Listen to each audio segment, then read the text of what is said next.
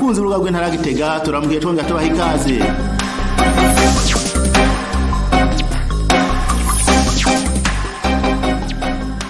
Buramatari w'intara ya Gitega Venamani Rambona yaratunganije ingendo ku munsi wa kane igenekezo rya mbere ndamukiza umwaka wa 2021 mu ntumbero yo kwereka abarongoye ubuzima komine umuyobozi mwishikira mu biro iwe n'abahanuzi bwe bane baheruka kugenwa aho kabaye n'akaryo keza ko gusigurira abo barongoye ubuzi icyo umwe wese ajejwe nabo bazokorana.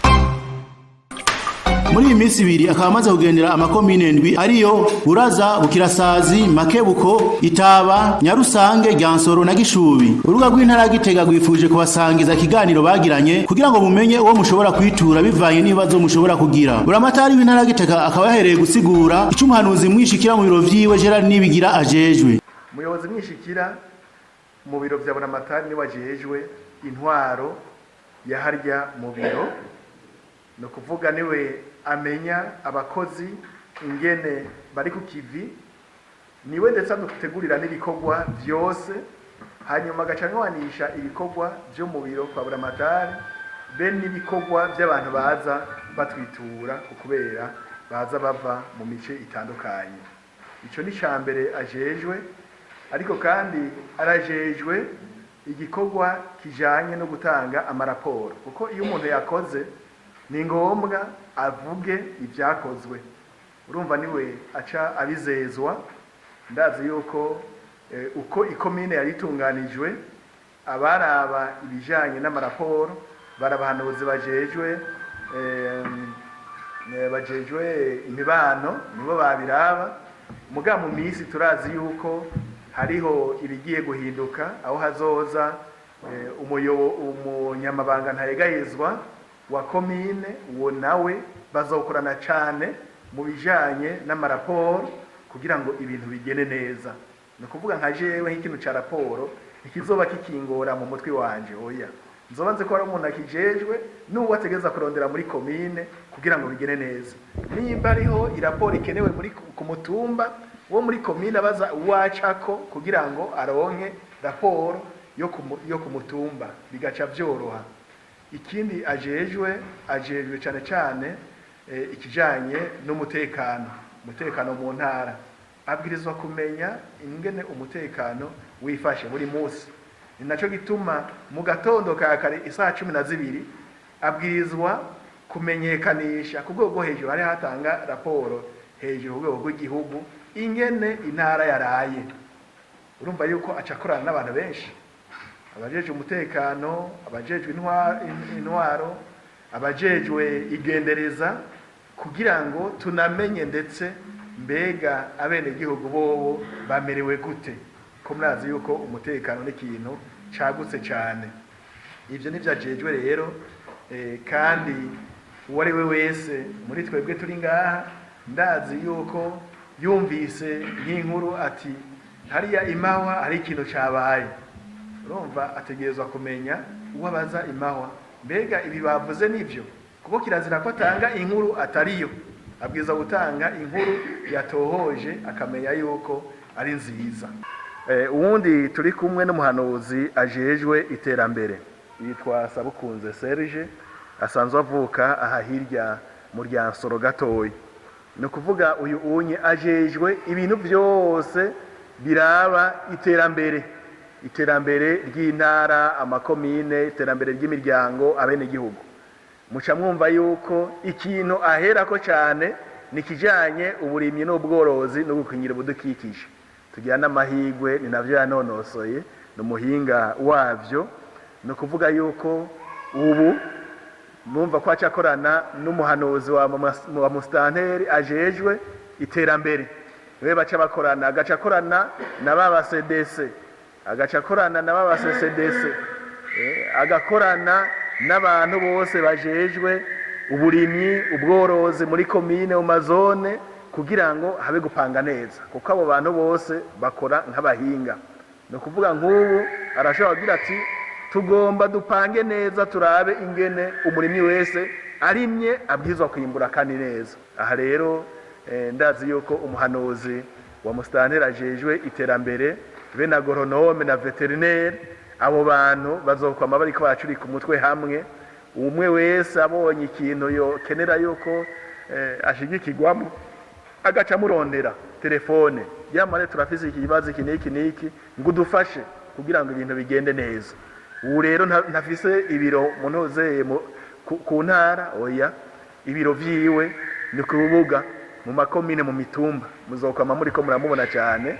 Ni kuvuga yuko mumubonye muca mumenya muti aje kugira ngo dufashanye ibikorwa vy'iterambere. Arajejwe kandi gukurikirana ibikorwa bijanye n'inyubako rusangi, ibijanye n'amabarabara, ahazoba aciye hose azoguma araraba cagira ati mbega haryanye ko rya barabara ryasevye no kubera iki, kandi nguvu tuzifise. Iyi nyubako rusangi, amashure, ibijanye n'umuyaga nkuba, bijanye n'amazi, ariko kandi kiri gikomeye gushigikira no gufasha amakoperative. Ni ikintu gikomeye cyane ubu unye ari nk'ihangiro ryo guteza imbere amakoperative. Ubu turakeneye rero yuko amakoperative ahagarara neza agashigikirwa. Amakoperative nimba vyarabagoye gutora intumbero ya kazoza, gutegeza komenya muri koperative tuzokora ibi, mu myaka 2 dutegeza kuba dushitsa aha, mu myaka 3 tuzoba dushitsa aha. Hanyuma uwundi nawe no umuhanuzi ajejwe ivy'amategeko. Bamaze kumva ngo haje ngo umuntu ngo yize ivy'amategeko, n'abari barabitse imanza bose baciye baza n'imanza zaheze baca baraza. Oya, ntajeje guca imanza, bamuduhaye kugira ngo ashobore gufasha ubwa mbere abajejwe intwaro, kugira ngo ingingo bafata ingingo zikurikije amategeko. Murazi yuko hariho itegeko rivuga yuko uwujejwe intwaro afashe ingingo, iyo ngingo igatuma hari ibintu vyononekara, ivyo vyononekaye ni wabiri hawo gatwe kiyiwe. Urumva rero acagira ati none ko bose batize ivy'amategeko, reka rero turondera umuntu azoza arabahanura ibijanye n'amategeko. Imbere yo gufata ingingo gacubanza kumubaza, ubona ngahanye naho nabanagiye kubiri n'amategeko.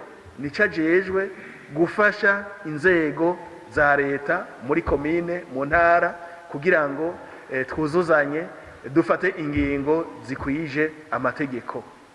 Ariko rero arafise no gutanga intumbero ku bafise ibibazo biri mu butungane.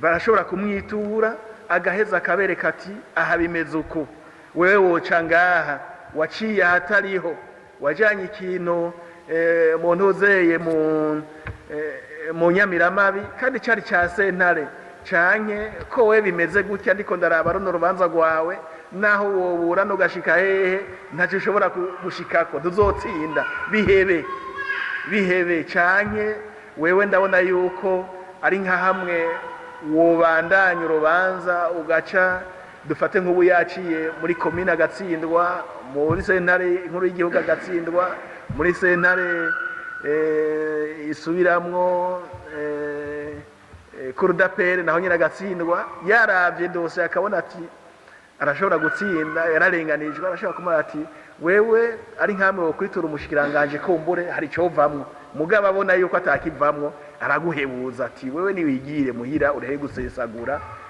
kugira ngo ibintu bigere neza.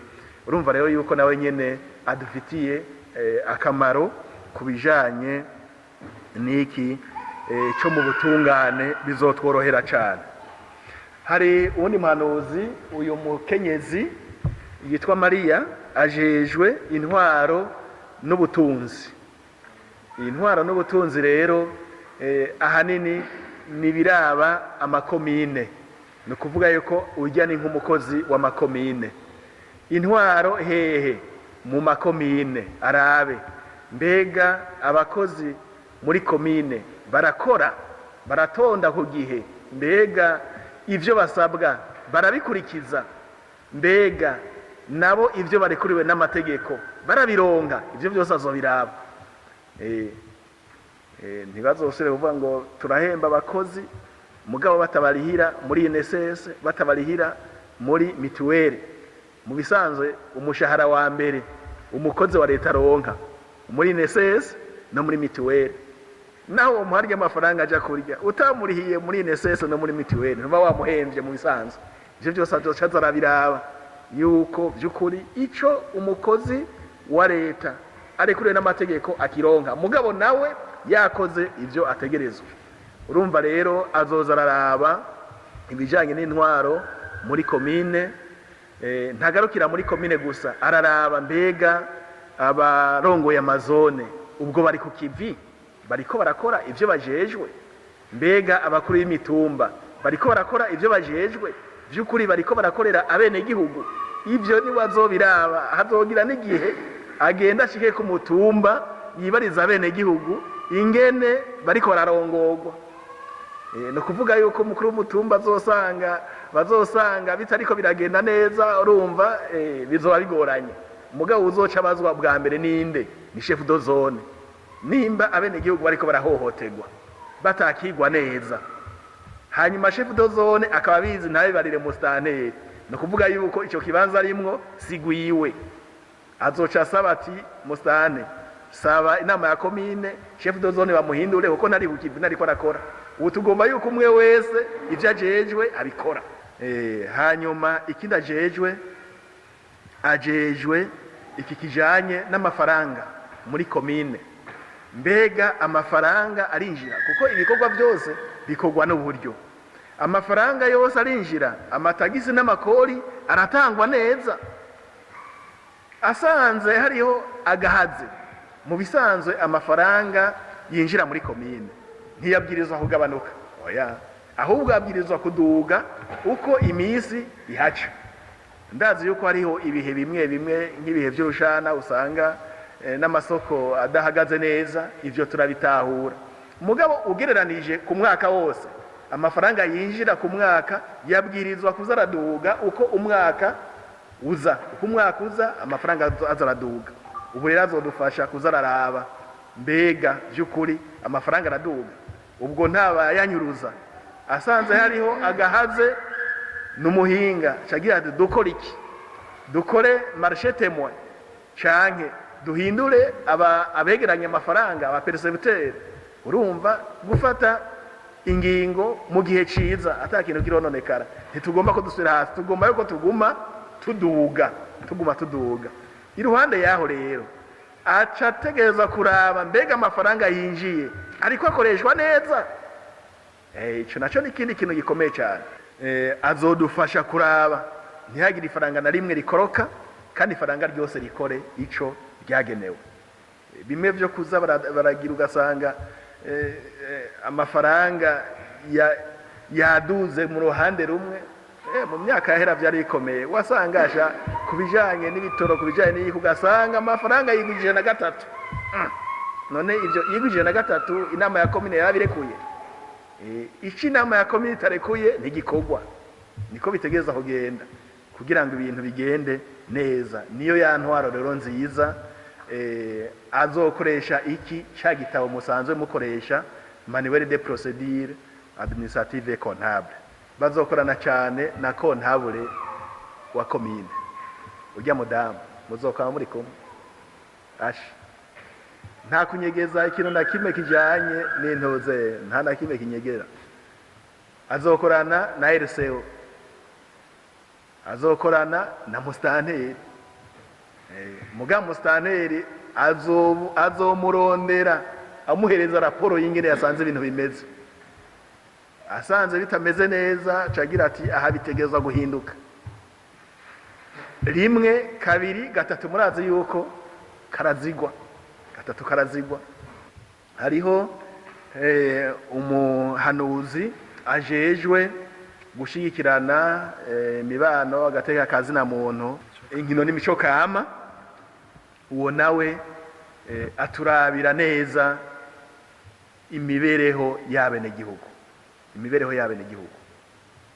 Abwirizwa kumenya mbega bene gihugu babanye umugore n'umugabo batanditswe mu mategeko bangana gute.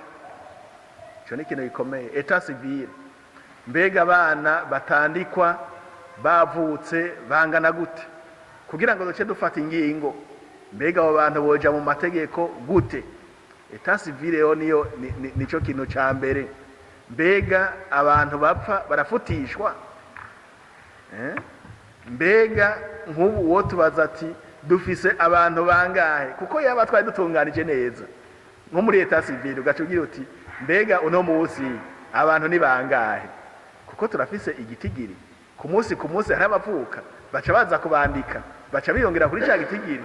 Umuntu yashagira ati muri komine dufise abantu bangana uku, utiriwe kuja kuyibaza kuja kubirondera, utiriwe kuja kubirondera.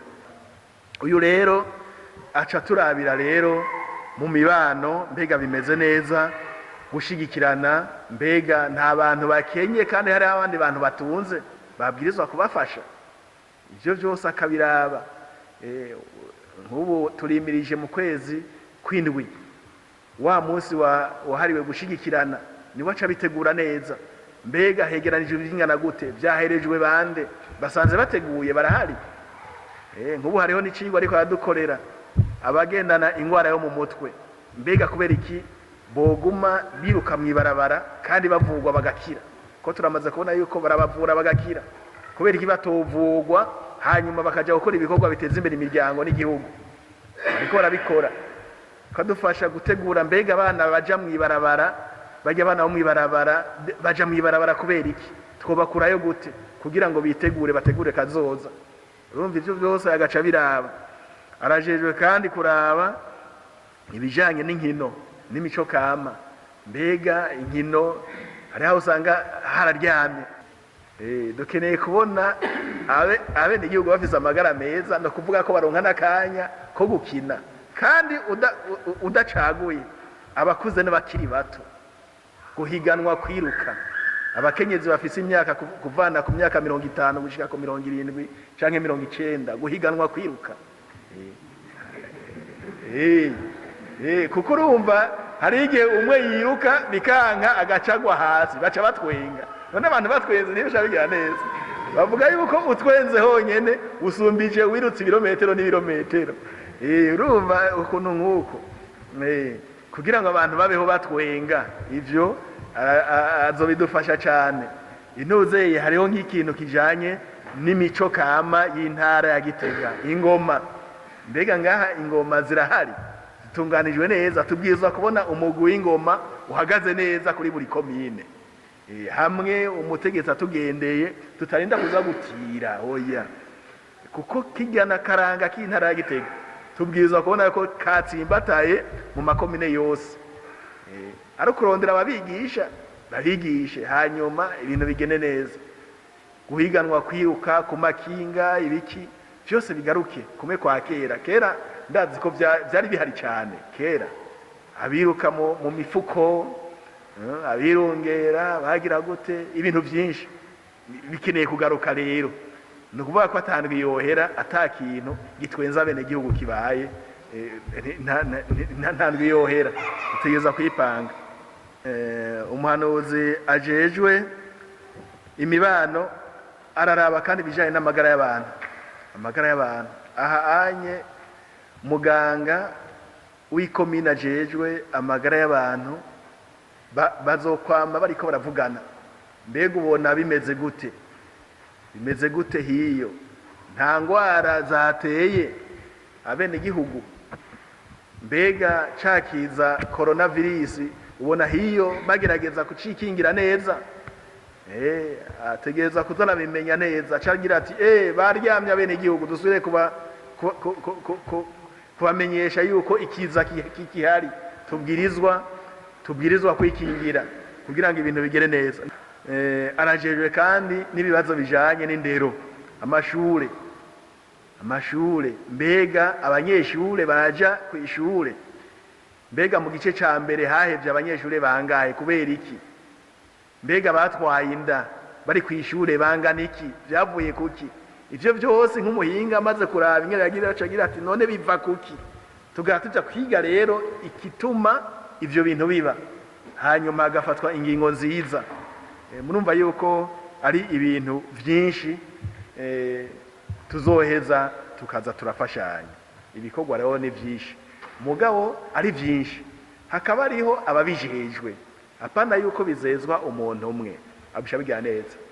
Mustanteri we wazoza araraba yuko ibintu biriko biratungana neza, si wazotegura oya n'abahinga babitegura. Konseye ajejwe iterambere, konseye ajejwe imibano, kandi niwe ajejwe n'amategeko muri komine. Imibano, amategeko, kuraba gutunganiriza bene gihugu mbega bimeze gute. Umukonseye ajejwe ibindi bisata azoza, urumva yuko ubona afisa aho azokorana. Hanyuma n'umunyamabanga rero ntayigarizwa wa komine we wazoba ajejwe intwaro muri komine, azezwa kuraba yuko ibintu byose biriko biragera neza. Ni nk'umuhuza bikorwa wo muri komine mugabo mu bijanye n'abakozi n'ibikorwa. Ariko umuhuza bikorwa wa mbere muri komine ni musitanteri, niwe muhuza bikorwa araba yuko ubuzi bwose bukorera muri komine buriko buragera neza. Rero ntihagire uwigira sida ibibazo. Abajeje umutekano ntimuze muyibaza yuko ari umutekano abantu bariko baragwana cyangwa ibiki n'ibiki gusa. Oya, mubonye n'ubukene bwaje muca musemerera ntibikunda, kuko navyo nyene bihungabanya umutekano. Twaravyumvise yuko mu bihungabanya umutekano harimo byinshi bijanye n'ubutunzi, bijanye n'ibidukikije, imibano, eka byose. No kuvuga ko byose tubwirizwa kwiraba, hanyuma tukadukora twuzuzanya. Muri izo ngendo kabaye nakayo kwishikira ku bikorwa bimwe bimwe biriko birarangurirwa muri ayo makomine. Nko muri komine Itaba yarishikiye hariko harubakwa ibitaro vya komine, aho yasanze ibikorwa bigeze ku rugero rushimishije. Muri komine Makebuko naho yaragendeye ikibanza kiriko cubakwamwo ikibuga ca kijambere. Ivyo bikorwa byose buramatari bikaba byaramushimishije, aho yamenyesheje ko azokwama bashigikira mu bishoboka byose. Reka dushimire wewe wahisemo kudukurikira. Nibagire gukunda iyi nkuru kugira ico uyivuze ko no kwisangiza abagenzawe naho ubutaha.